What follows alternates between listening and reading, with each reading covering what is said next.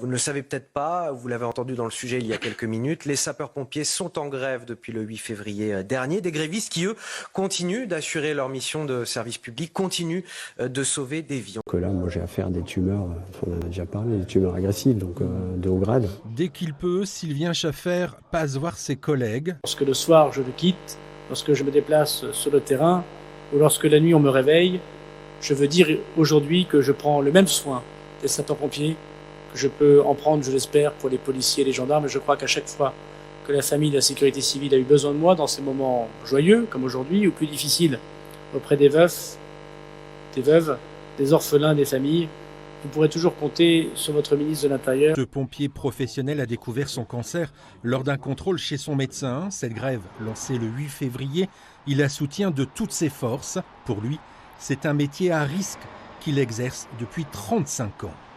Puisque c'est une revendication que nous portons depuis plus de 20 années. Il s'agit aujourd'hui d'une préoccupation qui porte sur la santé des sapeurs-pompiers. La vie des sapeurs-pompiers est mise en danger par rapport aux problèmes liés au cancer. Nous avons demandé à nos gouvernants de prendre des mesures législatives pour obliger nos employeurs à nous protéger. La question s'adresse à Monsieur le ministre de l'Intérieur. Monsieur le ministre, dans notre pays, nous ne prenons pas soin de celles et ceux qui prennent soin de nous. Les sapeurs-pompiers sont exposés lors de leurs interventions à de nombreuses substances toxiques. C'est ce qui a conduit le Centre international de recherche sur le cancer à classer en 2022 l'exposition professionnelle des pompiers comme cancérogène. En France, dès 2003, un rapport commandé par l'un de vos prédécesseurs concluait à la nécessité de recueillir des données fiables et exhaustives sur les maladies professionnelles des sapeurs-pompiers et de mettre sur pied une veille sanitaire sur la question. C'était il y a 20 ans.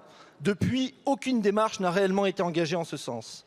Cela malgré de nouvelles études alarmantes constatant des cancers plus fréquents chez les sapeurs-pompiers que dans le reste de la population et malgré l'alerte de l'ANSES qui rappelait en 2019 l'urgence d'engager une surveillance épidémiologique, y compris pour les pompiers actuellement à la retraite. En effet, vous avez parfaitement raison, les sapeurs-pompiers professionnels et volontaires, contrairement à d'autres pays, n'ont pas les mêmes suivis épidémiologiques en France. Il n'existe aucune étude sur l'exposition des 250 000 pompiers à ces molécules. Il n'existe pas non plus de données sur le nombre actuel de pompiers atteints de cancer. Wow.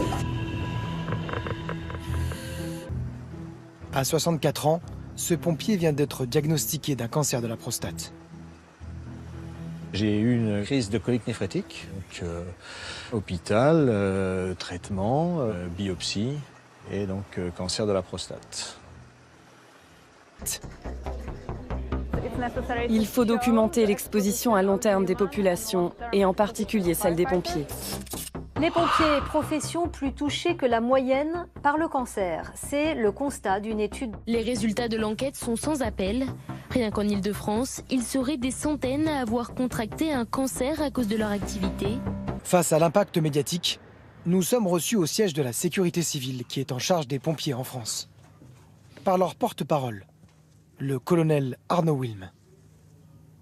Est-ce qu'aujourd'hui, on a une idée du suivi santé des sapeurs-pompiers? On n'a aucune volumétrie aujourd'hui sur le suivi de la santé des sapeurs-pompiers.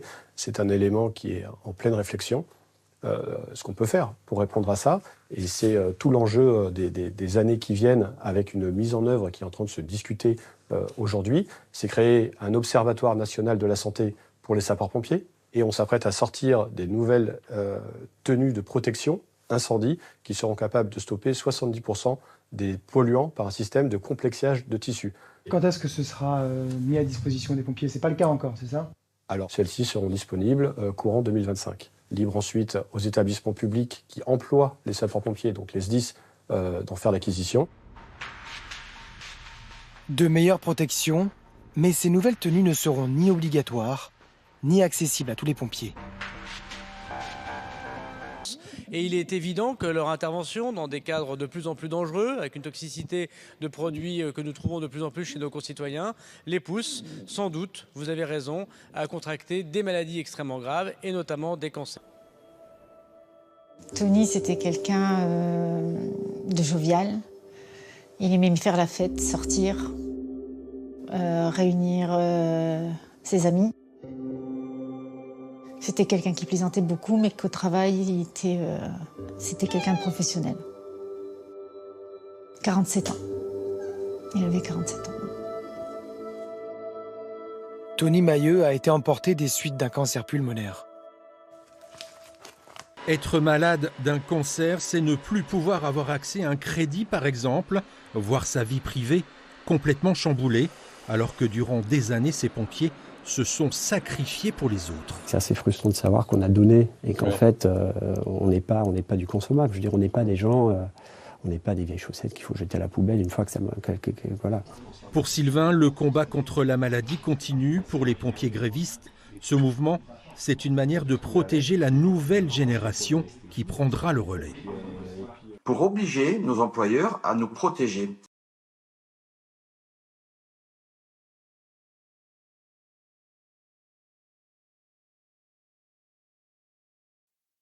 Thank you.